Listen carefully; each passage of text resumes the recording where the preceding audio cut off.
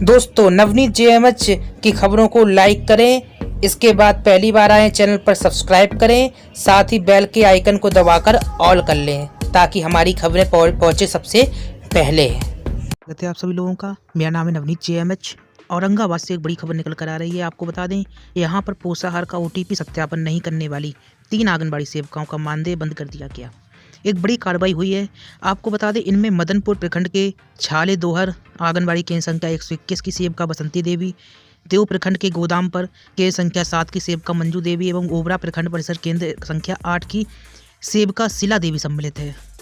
इसी के साथ ही कार्यप्रणाली में सुधार नहीं होने पर इन्हें चयन मुक्त करने की भी हिदायत दी गई है। एक बड़ी कार्रवाई हुई है। साथ ही आपको बता दें, चयन मुक्ति की चेतावनी दी गई है। जिला प्रोग्राम पदाधिकारी आईसीडीएस रीना कुमारी ने बताया कि मदनपुर, देव एवं ओबरा प्रखंड के आंगनबाड़ी केंद्रों के लाभुकों के पोषाहार की ओटीपी सत्यापन समीक्षा की गई तो पाया गया कि सेविका बसंती देवी के द्वारा 22 ओटीपी में एक भी लाभुक का ओटीपी सत्यापन नहीं किया गया। आपको बता दें, ये वही जगह है जहाँ पर ओटीपी प्रक्रिया का आंगनबाड़ी सबसे ज़्यादा बहिष्कार कर रही है, विरोध कर रही हैं।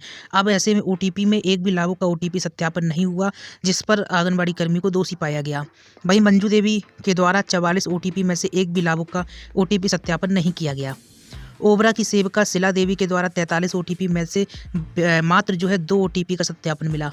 आपको बता दें, ओटीपी क्या होता है? वन टाइम पासवर्ड होता है, जिसके तहत मोबाइल में आता है एक नंबर, उस नंबर को बताना पड़ता है और उसके तहत लाभार्थी को लाभ मिलता है। हालांकि आपको बता दें, लगातार आंगनबाड़ी कर्मी ओटीपी प्रक्रिया का विरोध कर रही है और उनका कहना है कि वे ओटीपी किसी भी हाल में स्वीकार नहीं करेंगी। इसके बावजूद उन पर दबाव डाला जा रहा है और इसी कारण से वह ओटीपी प्रक्रिया का बहिष्कार कर रही हैं। लेकिन अब एक बड़ी कार्रवाई हुई है। आपको बता दें, जिला प्रोग्राम पदाधिकारी ने बताया कि जिन सेविकाओं के द्वारा जितने ओटीपी का सत्यापन नहीं किया गया है, उतने लाभुक पोषाहार से वंचित हैं। बताया यह भी जा रहा है कि इन सेविकाओं के द्वारा अगर जल्दी ओटीपी का सत्यापन नहीं किया गया तो चयन मुक्ति के लिए जिलाधिकारी को लिखा जाएगा। जिला प्रोग्राम पदाधिकारी ने बताया कि सभी सीडीपीओ को आदेशित किया गया है कि जिन सेविकाओं का ओटीपी सत्यापन शून्य है, उन सेविकाओं का मानदेय तत्काल भुगतान हो रहा था उसको बंद कर दें। मानदेय बंद करने के बावजूद अगर ओटीपी का सत्यापन नहीं किया जाता तो चयन मुक्ति के लिए रिपोर्ट करें।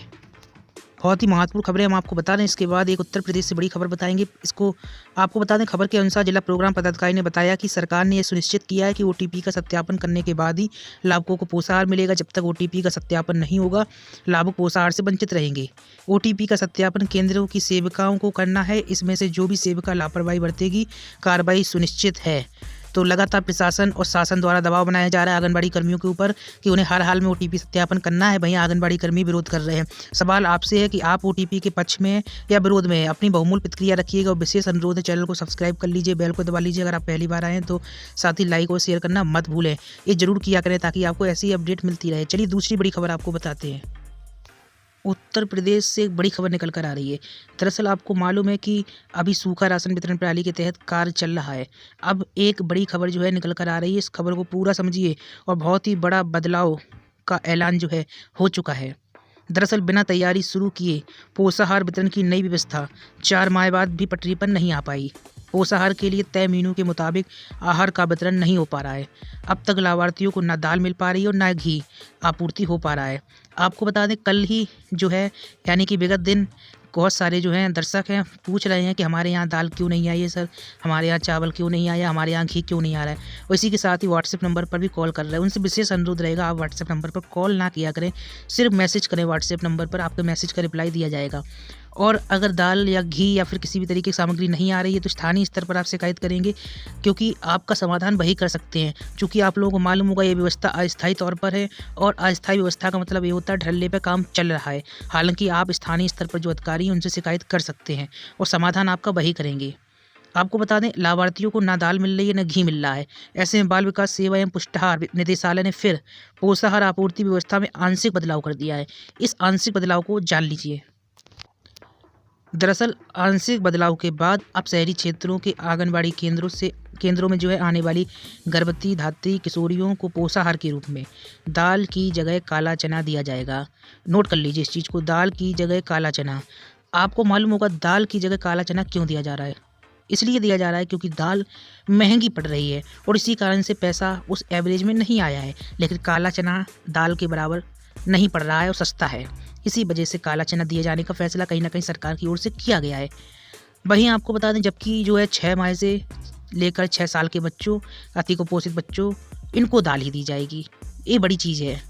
गर्भवती धात्री किशोरियों को काला चना और बच्चों को दाल ही दी जाएगी, क्योंकि आपको मालूम होगा दाल बहुत ही ज़्यादा लाभदायक होती है बच्चों के लिए। फिलहाल जो है ये व्यवस्था लखनऊ व अमेठी समेत 38 जिलों के लिए शुरू की जाएगी। उत्तर प्रदेश में कुल 75 जनपद हैं और यह व्यवस्था जो है 38 जनपदों के लिए फ़िलहाल शुरू किए जाने की बात चल रही है। निदेशक ICDS डॉक्टर सारका मोहन ने नेफेड के प्रबंध निदेशक को 38 जिलों के शहरी आंगनबाड़ी केंद्रों के लिए काला चना उपलब्ध कराने का आदेश जारी कर दिया है। यह आदेश 1 महीने की आपूर्ति के लिए फ़िलहाल जो है जारी हुआ है।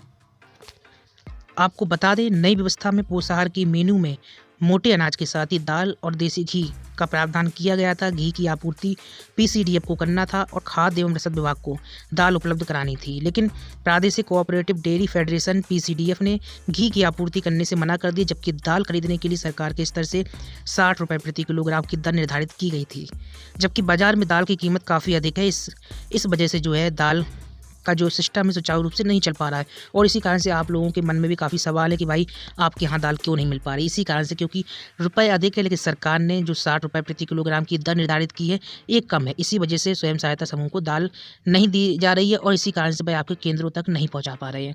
वहीं जिला कार्यक्रम अधिकारी दाल की खरीद नहीं कर पा रहे हैं क्योंकि पैसा ज़्यादा चाहिए और पैसा है नहीं है। इन्हीं दिक्कतों में आपूर्ति व्यवस्था में आंशिक बदलाव का ऐलान हुआ है। अब सवाल आता है कि किन किन जनपदों में काला चना बांटा जाएगा। आप अपने अपने जनपद सुन लीजिए। अगर हम जो जनपद आपको बता रहे हैं, इन जनपदों में से अगर आपका कोई जनपद है तो उस जनपद का नाम आप जरूर लिखें। लखनऊ, बाराबंकी, रायबरेली, अमेठी, सीतापुर, वाराणसी, भदोई, चंदौली, गाजीपुर, मिर्ज़ापुर, सोनभद्र, प्रयागराज, प्रतापगढ़, आजमगढ़, मऊ, बहराइच, बांदा, श्रावस्ती, सिद्धार्थनगर, गोरखपुर, महाराजगंज, देवरिया, झांसी, जालौन, कानपुर नगर, कासगंज, कुशीनगर, औरैया, अलीगढ़, मैनपुरी, पीलीभीत, फतेहपुर, बदायूं, बिजनौर, गौतम बुद्ध नगर, गाजियाबाद, मेरठ और हमीरपुर, इन जनपदों में जो है काला चना बांटा जाएगा। इन नई व्यवस्था में बदलाव जो है किया गया है किसके द्वारा? उत्तर प्रदेश बाल विकास विभाग के निदेशक डॉक्टर सारका मोहन द्वारा।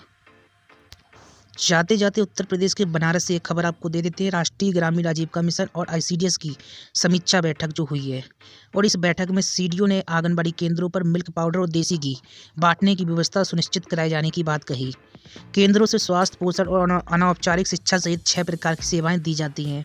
CDO ने कहा है कि बाल विकास परियोजना अधिकारियों एवं ब्लॉक के मिशन प्रबंधकों को आपस में समन्वय बनाकर देसी घी और मिल्क पाउडर बांटने के लिए कहा है, यानी कि बनारस में ये प्रक्रिया चालू करें और हाल में बांटे, ये कहना है CDO का।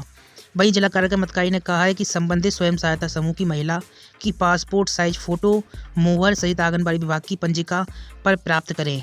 ये बड़ी जानकारी जो है जिला कार्यक्रम अधिकारी की ओर से निकल कर आ रही है।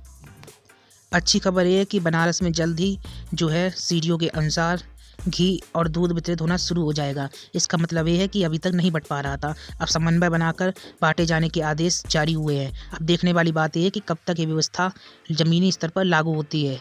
खैर, हम मिलते हैं आपसे नई अपडेट में, बने रहे हमारे साथ। नमस्कार।